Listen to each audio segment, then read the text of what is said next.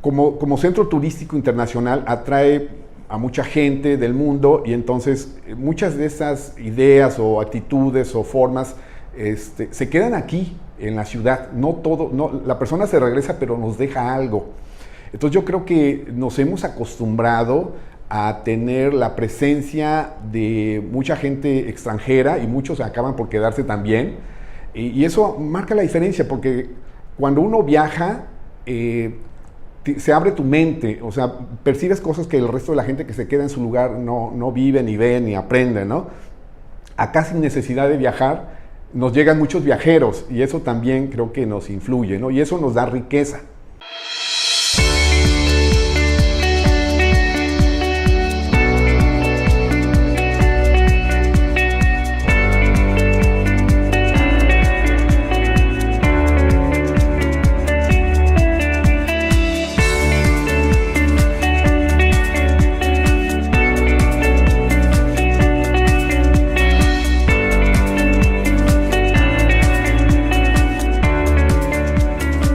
Yo soy el arquitecto Francisco Romero, soy de origen veracruzano, allá me formé, me eduqué, me gradué como arquitecto y posteriormente ya estando en Cancún hice un estudio de maestría en la Universidad Autónoma de Yucatán.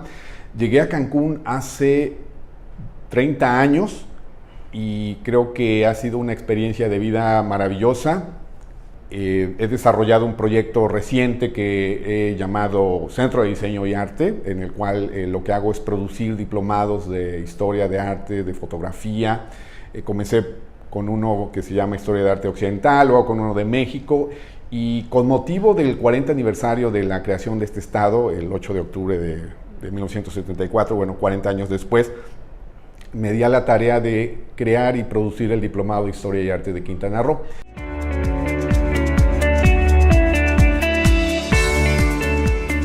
Bueno, claro que sí, han cambiado mucho las cosas. Yo llegué a esta ciudad teniendo 23 años, con una mochila de ilusiones al hombro, como muchos jóvenes, y yo me enorgullezco de haber llegado pues joven, con este ánimo de emprender, de crear, de estudiar, de trabajar, sobre todo de ganar mi propio dinero, a diferencia de muchos otros que presumen de ser cancunenses, pero que no les pidieron opinión, o sea, los trajeron sus papás, no les dijeron, oye hijo, ¿te parece que nos vayamos a vivir a Cancún o no? No, se los trajeron en calidad de maleta, ¿no? Y acá crecieron y se desarrollaron y tiene su mérito.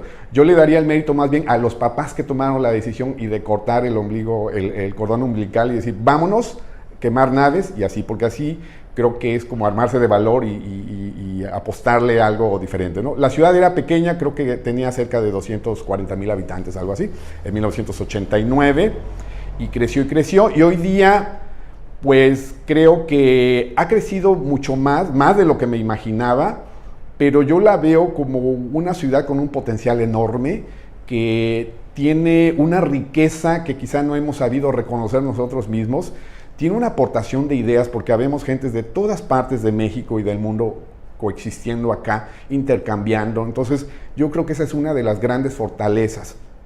Creo que esa es precisamente la identidad que tenemos como cancunenses y que al paso del tiempo, claro, se va a consolidar quizá una actitud, una forma de ser, la forma de vestir. A pesar de 48 años, yo creo que ya tenemos rasgos que nos identifican, o al menos en mi caso, cuando regreso a Veracruz, que es una tierra que yo adoro mucho, ya encuentro cosas que ya no, la gente digamos, la identifico con otra forma de pensar, su contexto es diferente al nuestro como cancunenses.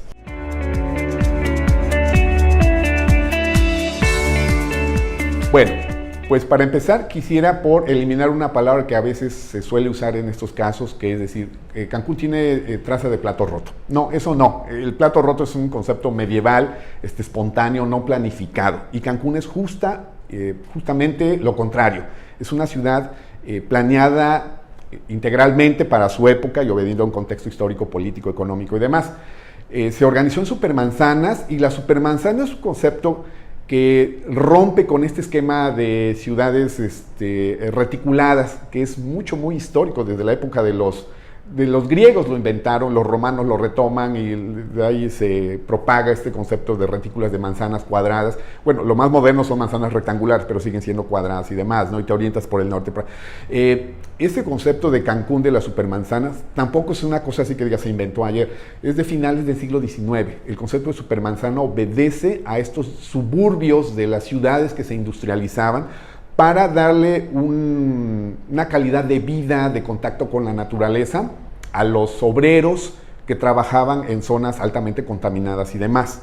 Entonces, porque con este tema de la revolución industrial a lo largo del siglo XIX es cuando surge la planeación urbana, y uno de esos productos son las ciudades jardín, que se organizan como supermanzanas, y Cancún obedece más o menos a ese criterio, quizá más evolucionado. Ahora me podrán decir, y bueno, ¿y dónde están las fábricas y los obreros? Bueno, tenemos nuestra zona hotelera, que es nuestra industria sin chimeneas. Es una industria de fantasías, de servicio, de atención, de ocio, ¿no?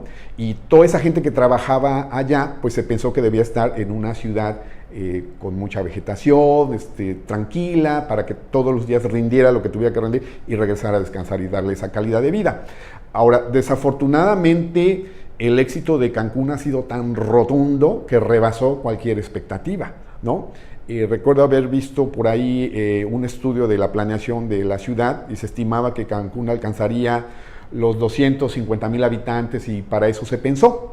Pero ya estamos rebasando, parece que el 1,000,000 de habitantes, ¿no? Entonces, y otra cosa muy importante, no hay que perder de vista, desde que trajeron a los grupos de albañiles para trazar calles y levantar las casas y demás, en paralelo se estaba abriendo un campamento para esa gente, de la López Portillo para el otro lado. Entonces, así como nace el Cancún planificado en supermanzanas y todo, está surgiendo la colonia Puerto Juárez, en trazas de retícula, que era como que no había planeación ni un proyecto muy claro para toda esa gente que no se contemplaba en el proyecto y que pues ya se quedó establecida ya. Y entonces la colonia Puerto Juárez pues ya rompe, pero hay que considerar que es simultáneamente como se da, ¿no? Ahora digo, lamentablemente ya no se siguió el proyecto de las supermanzanas por el crecimiento desmedido, pero yo creo que es magnífico esta solución de tener parques centrales con jardín de niños, con escuela, a veces con mercado, con todo lo necesario como para que no tengas que alejarte mucho del lugar donde vives, con andadores para caminarlos y demás. Entonces, no se requieren semáforos porque las curvas y las glorietas te permiten transitar libremente, como en Ciudad Universitaria, ¿no? Como en otra ciudad de allá de México, Ciudad Satélite, también obedece el tema de supermanzanas, pero Cancún se diferencia porque está destinado al 100% a habitacional, no como la ciudad universitaria, y toda una ciudad, no como una colonia, ¿no? Y está, digamos, segregado. Eso quizá no sea en el fondo lo mejor, o sea, lo que es la zona hotelera de la ciudad, yo creo que es mucha riqueza cuando el turismo puede convivir con la gente local.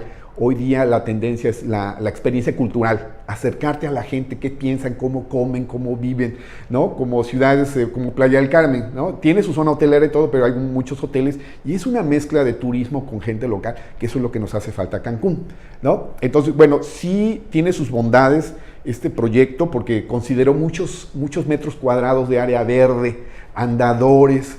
El flujo vehicular, pues por supuesto que ha sido mucho mayor de lo que se planeó, pero yo todavía llegué a una ciudad que no tenía semáforos, que el primer semáforo, si mal no recuerdo, fue por ahí del 95 o una cosa así, o sea que no hace mucho, ¿no? Entonces, por un lado tenemos eso que vale mucho y que lo debemos preservar, o sea, cada día que se tenga que hacer alguna corrección de la traza, la geometría de los camellones, pues habrá que hacerlo con mucho cuidado y todo, porque quiero decirte que toda la traza también pertenece ya a un concepto de patrimonio cultural aprobado el 14 de septiembre de 2016, en el cual yo participé junto con el Instituto de Planeación y otros distinguidos ciudadanos. Y además de la traza urbana hay otras 36 expresiones materiales, llámese edificios, monumentos o fuentes que forman parte y que se debe seguir ampliando, por supuesto, porque no era, digamos, todo lo que había, lo que se pudo incluir, pero fue un primer gran paso, ¿no? Entonces, y por otro lado, quiero mencionarte que en el tema de la arquitectura, tiene rasgos muy peculiares, porque cuando inició la ciudad, pues es a partir de cero, y entonces no había los grandes almacenes de materiales, de azulejos, de pisos, de aluminio, de muchas cosas que tenían ya otras ciudades como Guadalajara o Mérida, etc. Entonces, aquí la situación fue, los arquitectos que empezaron a llegar tuvieron que resolver la arquitectura innovadora, siguiendo a los grandes maestros internacionales, pero también adaptándola al contexto caribeño tropical y con lo que tenían a la mano. ¿Y qué tenían a la mano? Piedra, madera, paja y, por supuesto, concreto y pisos de pasta y creando elementos muy interesantes, arquitectura rugosa, con partesoles, con celosías, etc. En cuanto a la zona fundacional, pues es un polígono que está conformado por cerca de 18 supermanzanas, que corresponde a la avenida Chichén Itzá, la avenida Bonampak, la avenida Sayil, la Abná, la Comá, y vuelve a cerrar con la Cabá, que se une con la Chichén Itzá, ¿no? Ese es nuestro polígono. Yo creo que debe ser declarado, eso va a ser nuestro centro histórico. Se le llama zona fundacional porque no tenemos más de 100 años de haberlo creado. Al paso del tiempo se llegará a ser nuestro centro histórico. Y otras ciudades que ya tienen centro histórico, al paso del tiempo van declarando segundos perímetros o bandas perimetrales a ese centro histórico, con medidas de protección también y todo, ¿no? Yo creo que la esencia de lo cancunense, mucho de ello está radicado en esa zona fundacional, con su arquitectura, con sus escalas, con sus elementos y todo, ¿no? Bueno, mi mensaje sería pedirles que estén muy vigilantes de su entorno, que estén muy atentos, que lean, que escuchen, que asistan a los eventos artístico-culturales que se promueven todos los días en la ciudad, que conozcamos mejor esta ciudad, porque nadie cuida, nadie valora, nadie protege lo que no conoce. Entonces, es esencial para una ciudad que está en un proceso formativo tan fuerte como el que vivimos aquí en Cancún, que le pongamos mucha atención a eso.